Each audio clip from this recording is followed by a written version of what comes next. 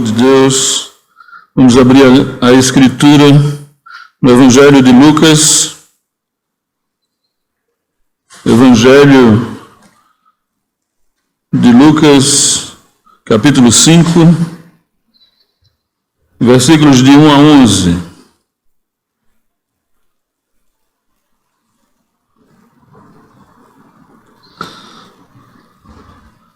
Evangelho de Lucas, capítulo 5, versículos de 1 a 11, diz assim a palavra de Deus.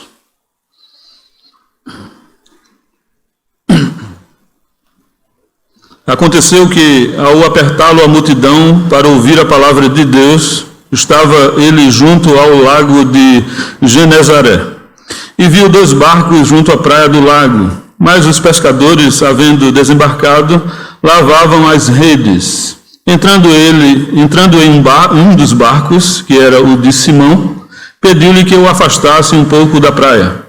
E, assentando-se, ensinava do barco as multidões. Quando acabou de falar, disse a Simão: Faze-te ao largo e lançai as vossas redes para pescar. Respondeu-lhe Simão: Mestre, havendo trabalhado toda a noite, nada apanhamos, mas sob a tua palavra lançarei as redes. Isto fazendo, apanharam grande quantidade de peixes, e rompiam-se-lhes as redes.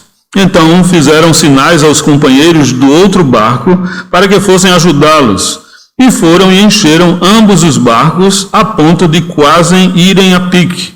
Vendo isto, Simão Pedro prostrou-se aos pés de Jesus, dizendo: Senhor, retira-te de mim, porque sou pecador.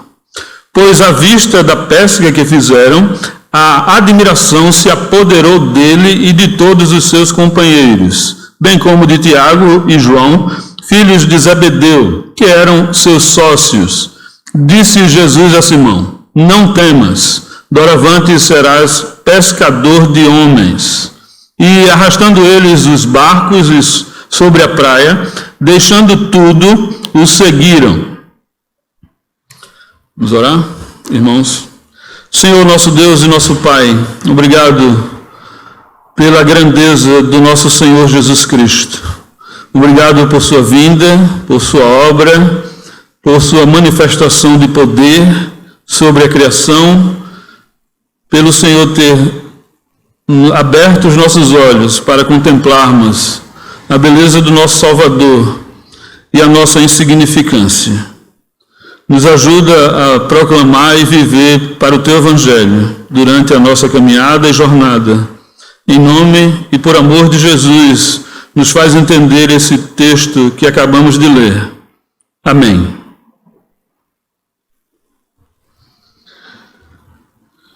Irmãos, o Senhor Jesus, na sua jornada, demonstrou em todos os momentos o seu poder, seu domínio sobre a criação, seu domínio sobre as coisas criadas, seu domínio sobre os demônios, sobre o pecado, sobre o corpo físico, sobre curas.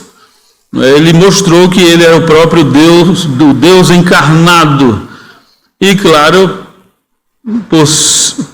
por mostrar o seu poder, aqueles que estavam ali próximo a ele se rendiam a ele, confessando as suas fraquezas e debilidades, e assim também se prontificando a servi-lo, a honrá-lo, a exaltar o seu nome. Durante a história da igreja, é assim que o povo de Deus se comporta. O povo de Deus se comporta quando o Espírito Santo abre os olhos desse povo, esse povo passa a reconhecer sua pequenez, suas fraquezas e a servir a Jesus. Será sempre assim até a segunda vinda do Senhor. O Senhor se manifestará aos corações humanos, esses corações irão confessar suas fragilidades diante desse Senhor, e irão servi-lo. Aqui temos diante de nós aquilo que é intitulado, como de fato é, a pesca maravilhosa. E Jesus, já desde o seu batismo, ele já estava mostrando o seu poder tanto sobre os demônios, né? Capítulo 4, versículos de 1 a 13, versículo 31 a 37, versículos 40, né? Também sobre doenças e tudo mais.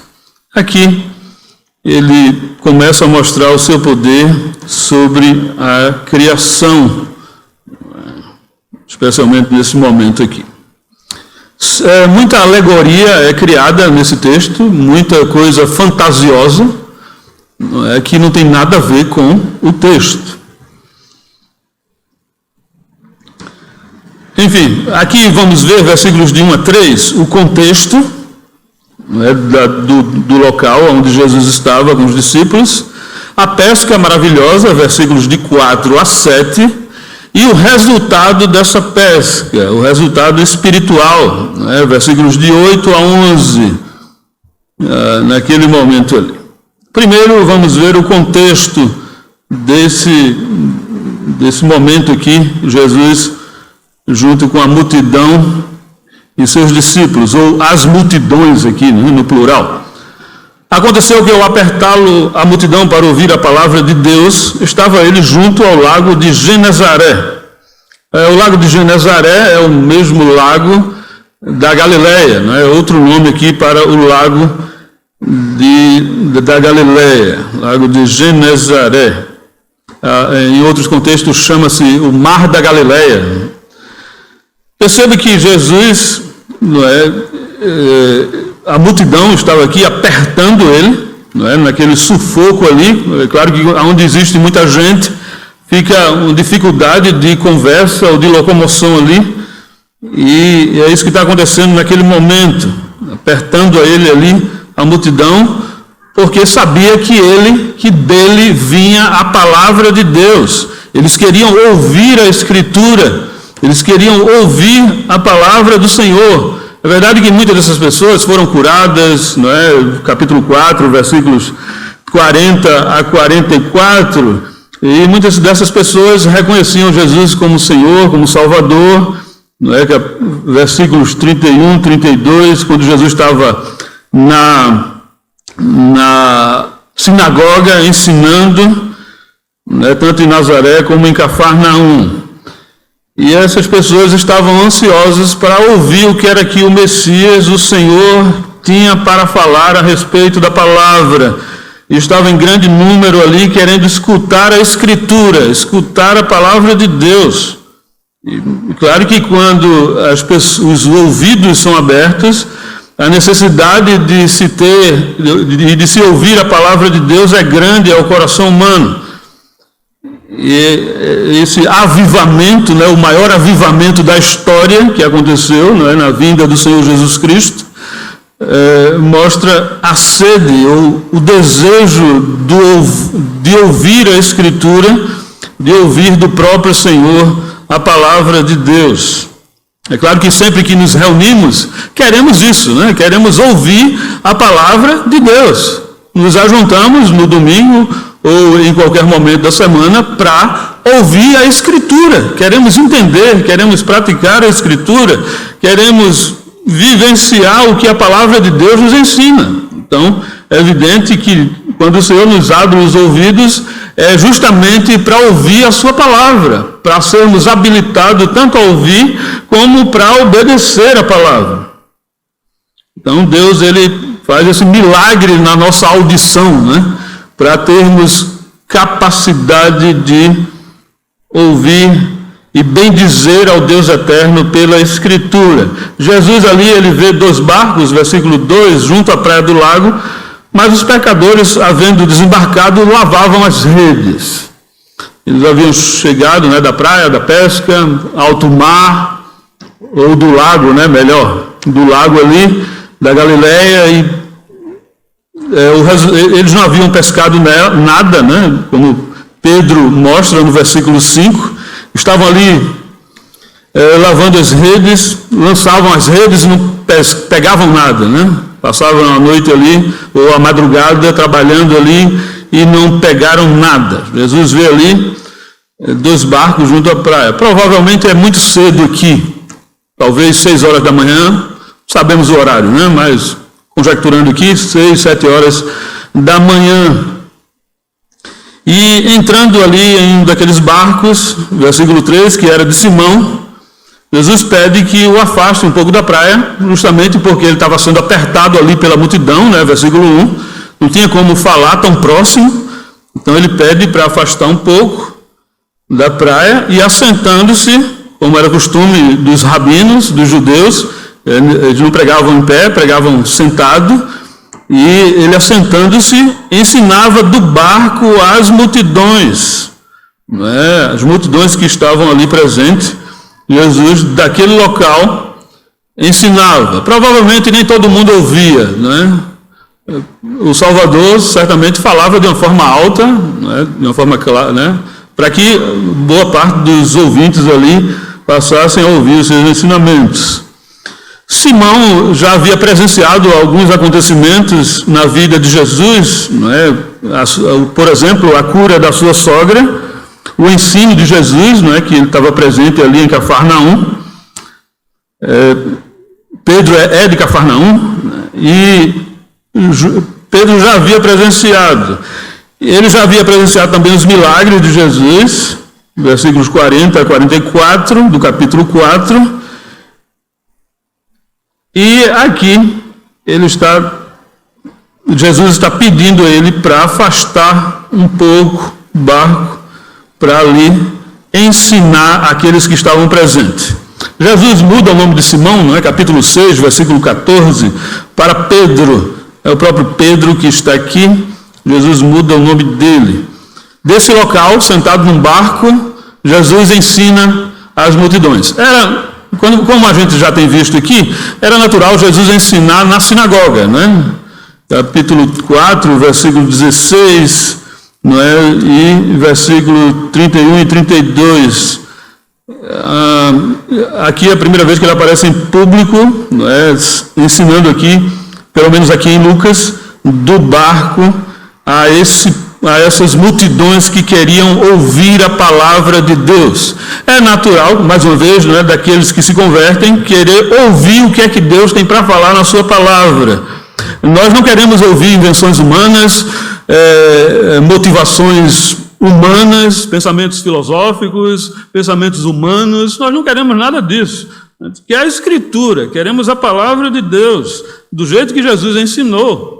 E ensinou aos discípulos, e esse vem ensinando a igreja em todas as épocas. É pela Escritura que somos guiados, orientados e capacitados a servir a Deus. Então, pela palavra do Senhor, que a igreja se reúne. E a igreja, claro, não deseja outra coisa, mas tão somente a Escritura para instrução, orientação, direção nos assuntos de Deus, nos assuntos do Senhor. E nesse momento Jesus, ele acabou de falar, versículo 4, e mostra ali o sinal maravilhoso do seu poder, da sua glória. Quando acabou de falar, disse a Simão: faze-te ao largo e lançai as vossas redes para pescar. Pedro já tinha chegado, estava lavando as redes, provavelmente já estavam limpas ali, né? Tudo limpo. Como assim? Pescar aqui no raso? Senhor, a gente foi para o fundo do mar. A gente não sabe o diálogo aqui, tal, mas a gente veio de lá agora, né?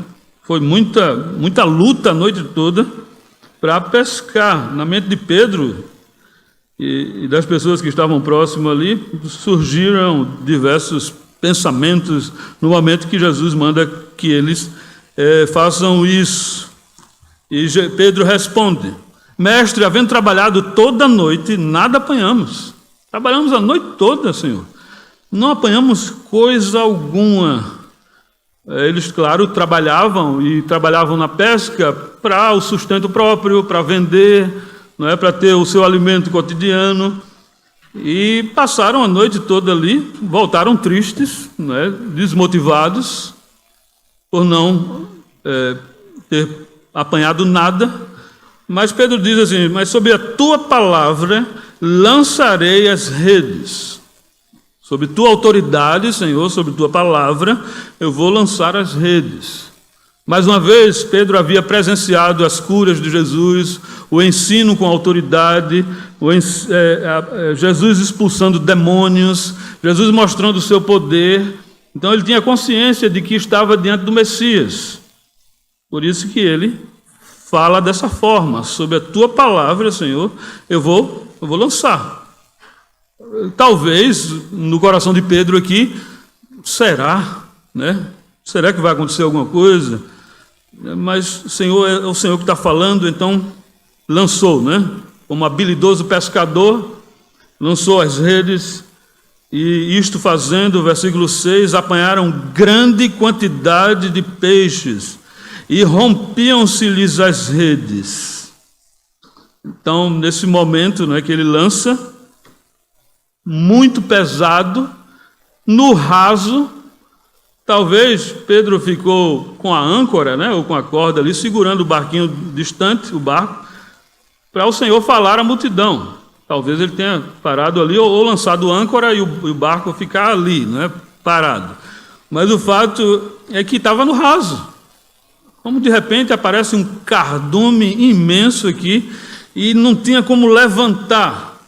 Eles tinham ido para o fundo, né, e não tinham apanhado nada, mas sob a autoridade do Senhor, rompiam-se-lhes as redes. Então fizeram sinais: venham, nos ajudem aqui, para que os seus companheiros fossem ajudá-los, porque eles estavam a ponto de irem a pique, afundar, né?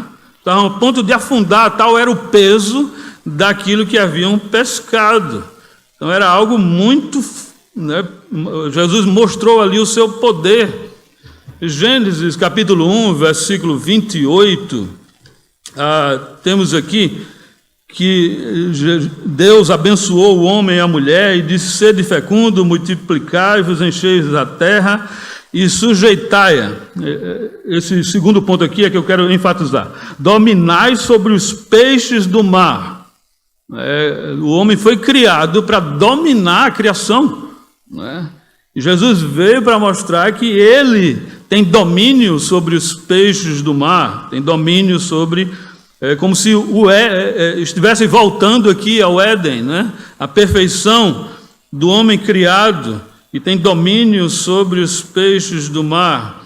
O fato é que Jesus aqui mostra o seu poder, a sua glória, e muitas pessoas foram necessárias ali, não é? Companheiros aqui podem ser pessoas que trabalhavam para Pedro, para João, para Tiago, não é? Que estavam ali e vieram e ajudaram, encheram 2 barcos a ponto de quase afundar ali o barco. Como falei, irmão, se alegoriza muito esse texto, e se fala que a rede aqui é o evangelho que é lançado e pesca multidões e tal. São muitas alegorias.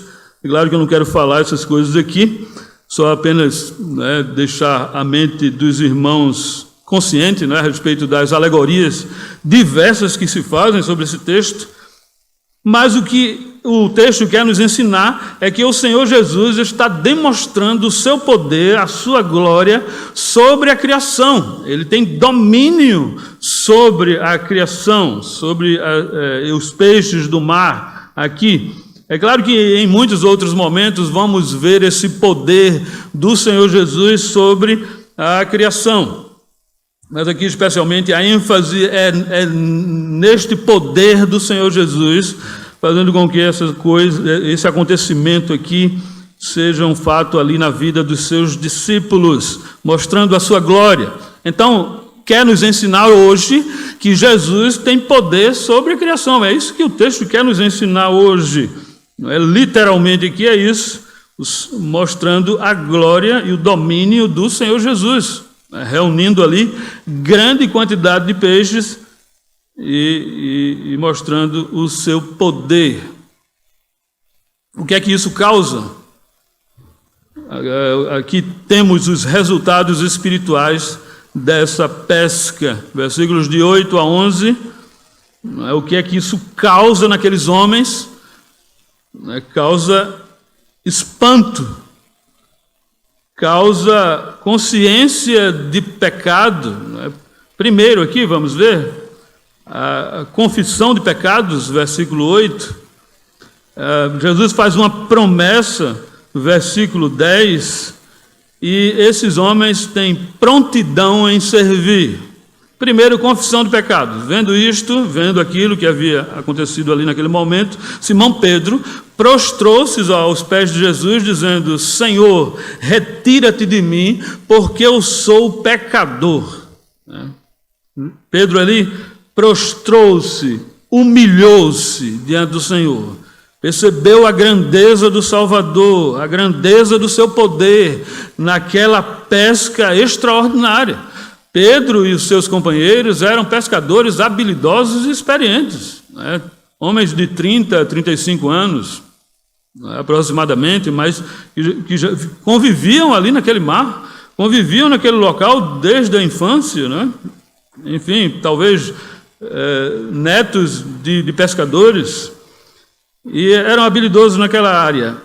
Ao ver aquilo, seu coração, né, fica extasiado, né, diante de Deus ali, diante do poder de Jesus Cristo, e se volta para o Senhor e pede para que o Senhor se retire dele. Senhor, retira-te de mim, porque eu sou pecador. É a mesma ideia de Isaías, né? Isaías, quando vê Deus no alto sublime trono, ele fica aterrorizado, né? Naquele momento ali, ele fica aterrorizado e diz: ai de mim. Ou seja, diante da grandeza e do poder de Deus, todos aqueles que são alcançados por esse poder reconhecem sua fragilidade, seu pecado, sua insignificância. Todos aqueles que o Espírito Santo abre os olhos espirituais e contemplam o poder de Deus na criação, no domínio de todas as coisas, essas pessoas reconhecem suas fraquezas diante do Senhor. É isso que Pedro faz aqui. Senhor, não contempla a minha vida, eu sou um pecador. Retira-te de mim, porque eu sou uma pessoa frágil, fraca, e estou diante do Santo, estou diante do Senhor, do Messias, do Salvador. Ele confessa aqui, faz uma confissão. É claro que essa confissão é uma demonstração de todos aqueles que são salvos. Todos que são salvos naturalmente reconhecem que são pecadores. Nós no culto temos um momento de confissão, não é à toa que fazemos isso. Desde o Antigo Testamento, o povo de Deus confessa seus pecados, confessa suas fragilidades diante desse Deus poderoso.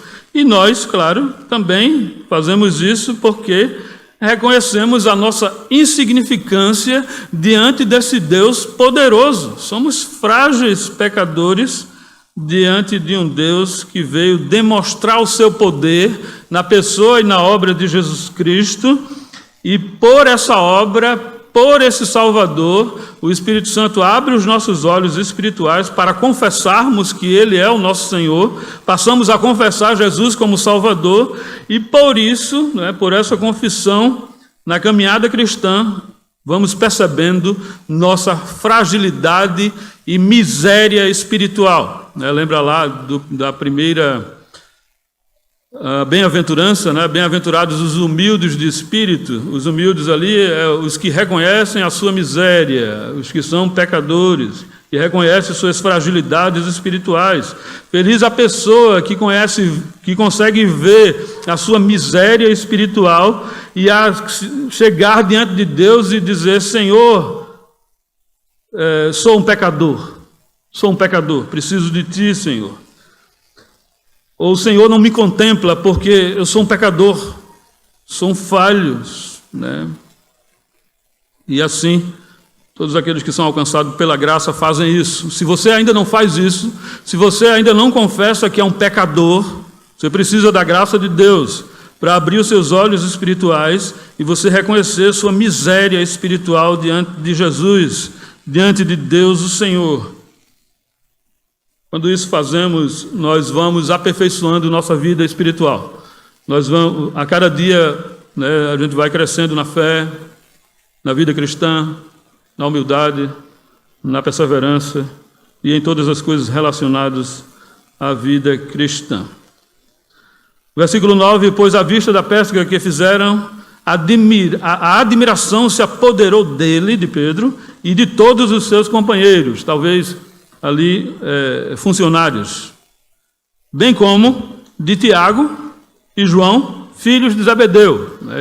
Esses dois, bem conhecidos pela igreja, Tiago e João, filhos de Zebedeu, que eram sócios, eles tinham sociedades na pesca, eram empresários da pesca e tinham sociedades ali, e esse Tiago e João são esses, tanto Tiago como Cefas, Pedro e como João, esses três acompanham o ministério de Jesus bem próximo em toda a jornada do Senhor Jesus.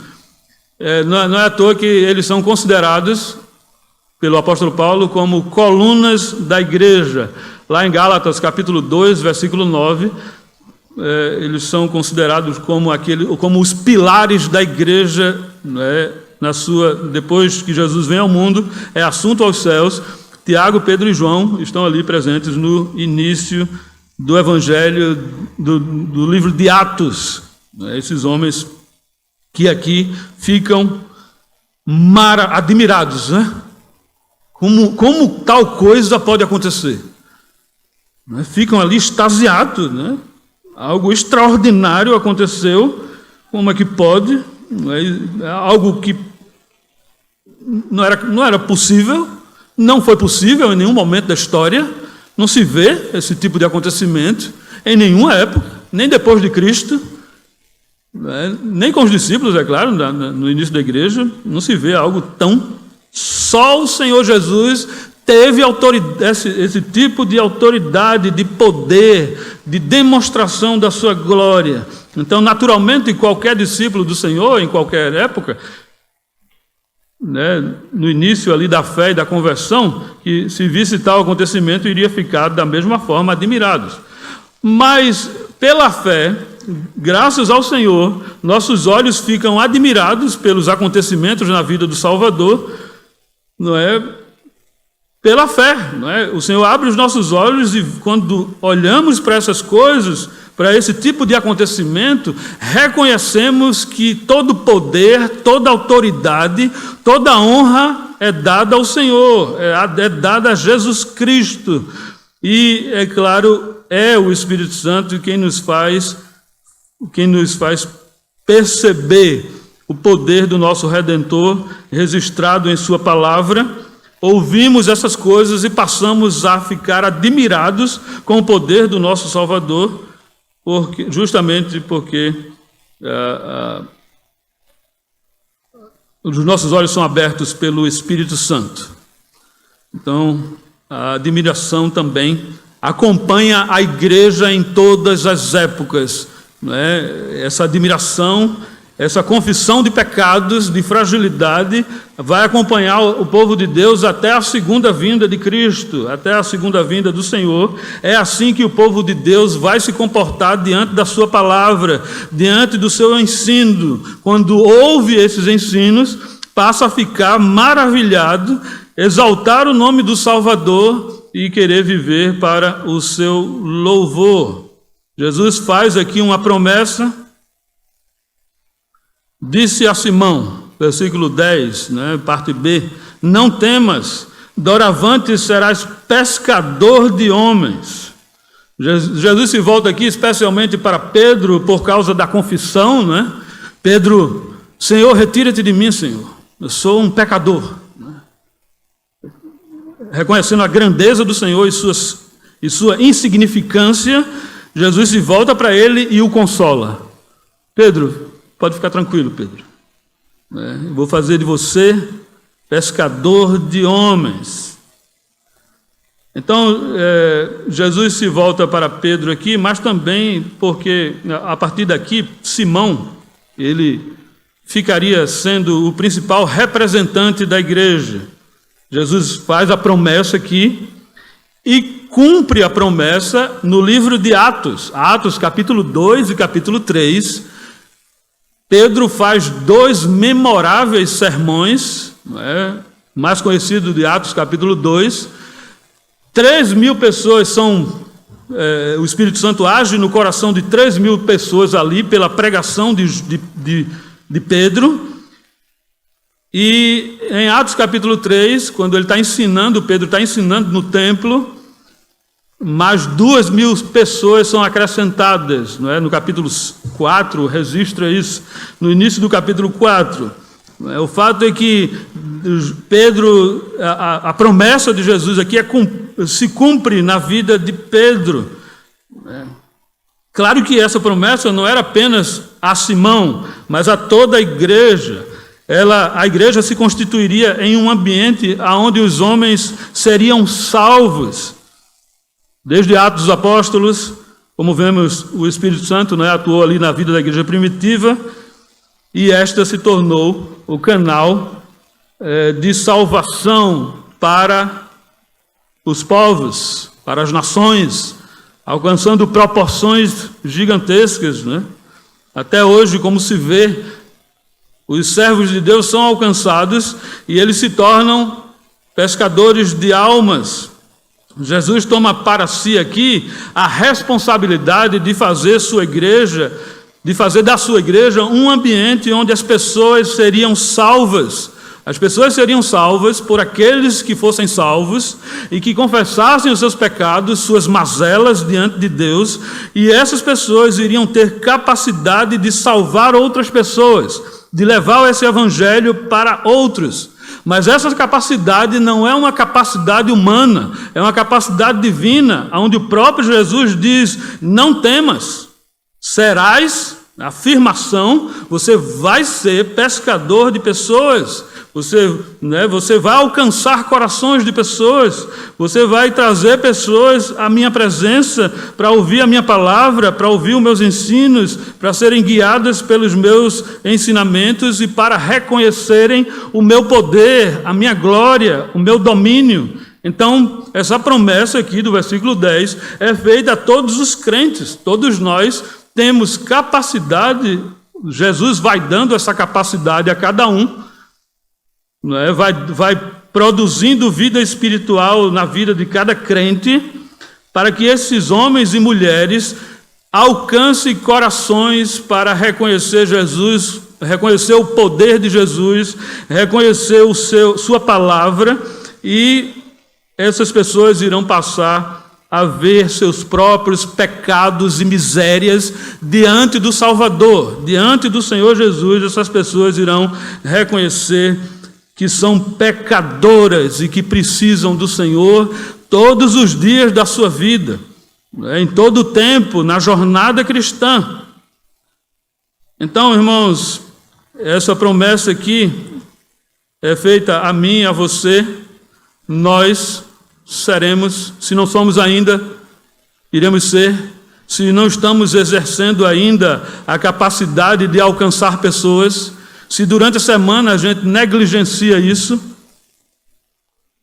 será que Jesus não está agindo no nosso coração para sermos pescadores de pessoas? Se Ele não estiver fazendo isso, será que é porque não estamos confessando o nosso pecado diante dEle? Será que não estamos confessando a nossa miséria e dizendo: Senhor, usa minha boca, meu testemunho, minha vida, para levar o evangelho a outras pessoas? Eu convivo com pessoas durante o dia a dia, por que eu não testemunho, por que eu não falo? Senhor, Tu não está me fazendo pescadores de homens, pescadores de pessoas? O que é que está acontecendo, Senhor? O problema está em mim? O problema, porque o Senhor não está agindo na minha vida para que eu haja na vida de pessoas? O que é que está acontecendo com a minha alma, Senhor? Precisamos buscar o Senhor, nos render a Ele e fazer muitas perguntas e pedir graça para que Ele venha intervir na nossa vida, porque essa promessa é para todos os santos, é para todos os crentes, não é para pessoas isoladas, não era somente para Pedro, Tiago e João essa promessa é para toda a igreja e para todo o povo de Deus. Iremos levar esse evangelho a outras pessoas. Pessoas irão ter mais capacidades que outras, não é, de levar essa mensagem, mas todos são chamados para fazer isso. Todos são missionários. Missionário não é aquele que vai para a Índia, para a África, para a Amazônia. Todo o povo de Deus é missionário. Todos os santos Jesus age no coração de todos os que ele chama, faz com que essas pessoas reconheçam seus pecados e, ao mesmo tempo, capacita essas pessoas frágeis, pecadores, a levar o Evangelho a outros, a levar o Evangelho a outras pessoas. E certamente eu e você, nós fomos alcançados por pessoas que faziam isso, que levavam o Evangelho e nos convidaram um dia para estarmos na presença de Deus, nos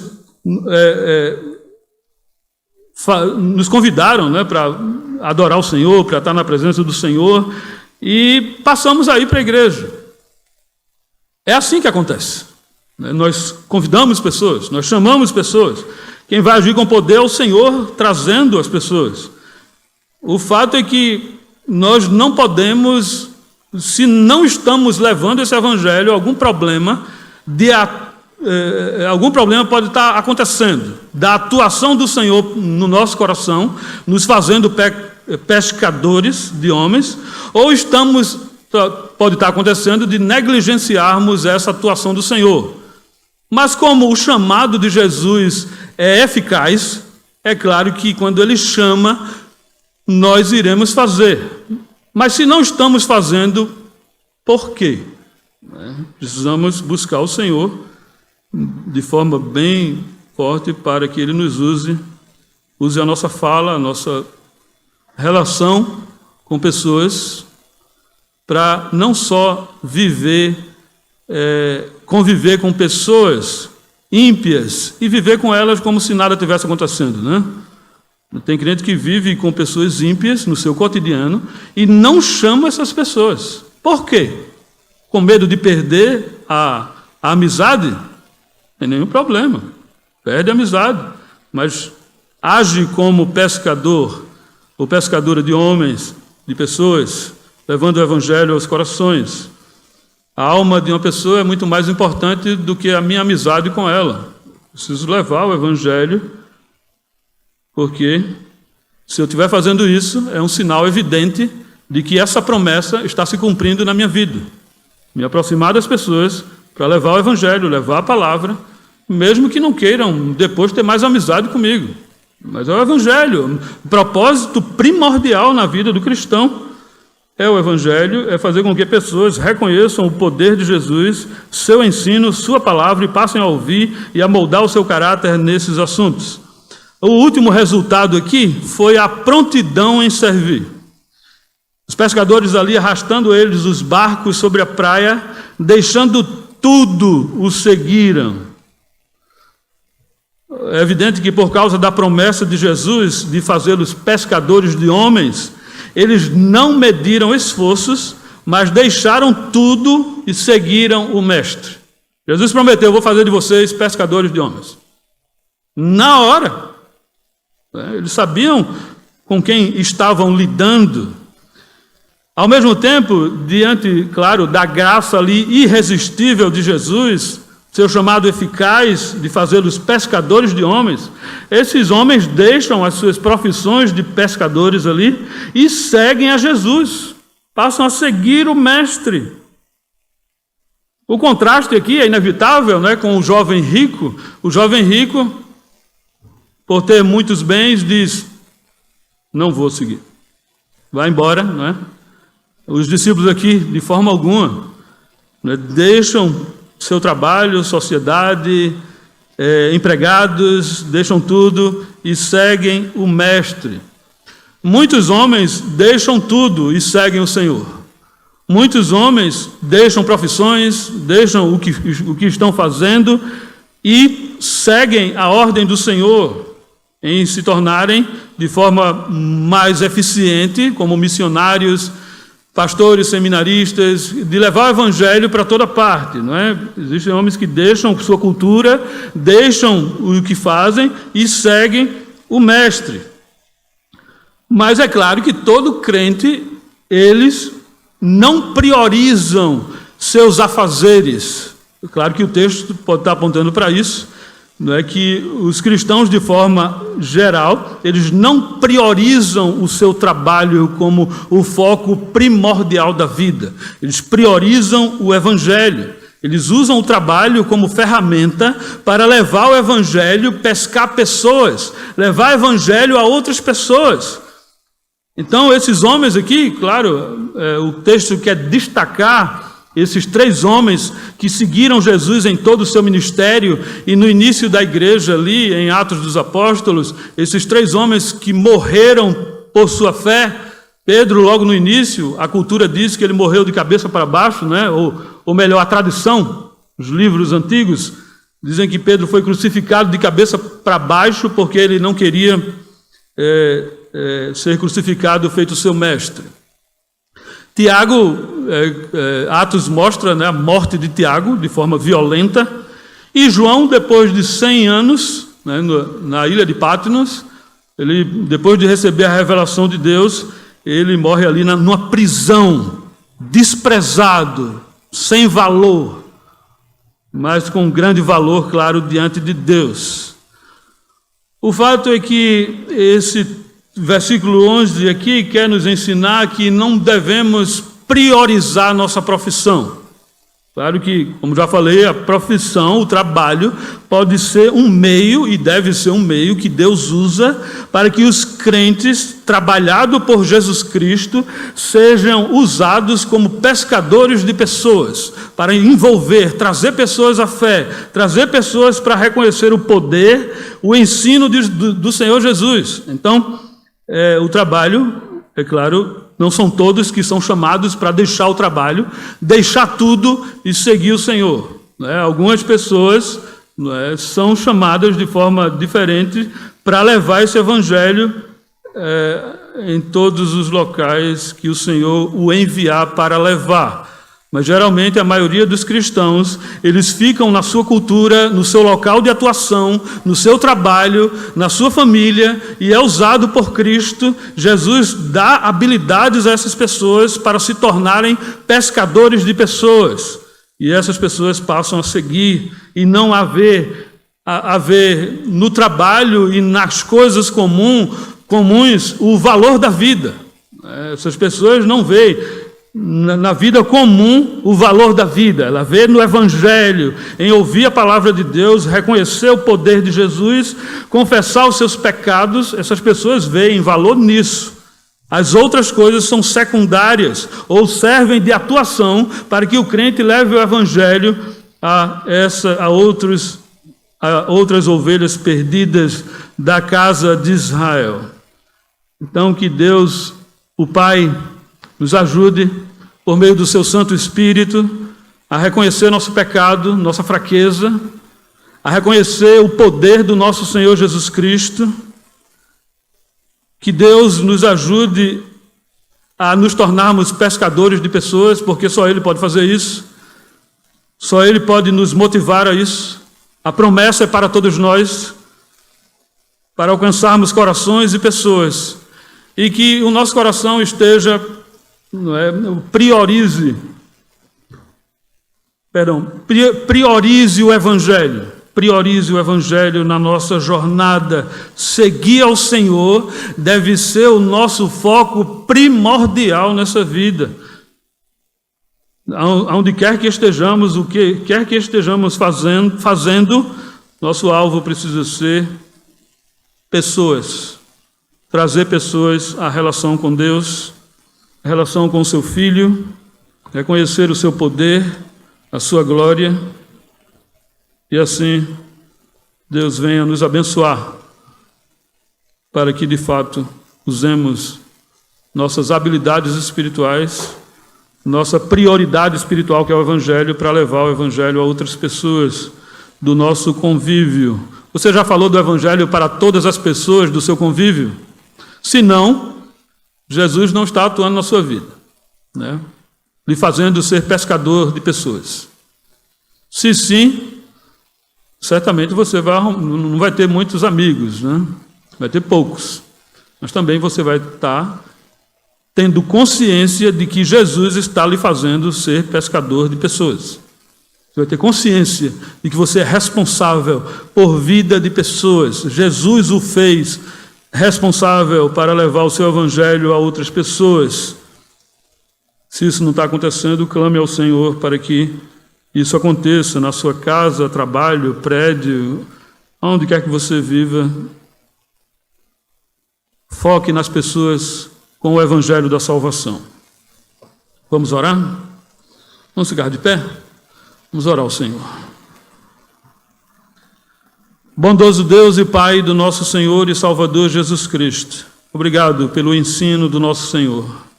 Obrigado pelo ensino que veio dele, da tua palavra. E, ó Senhor, reconhecemos o poder e a glória de Jesus Cristo pela fé. Obrigado por esse privilégio que o Senhor concede a pecadores.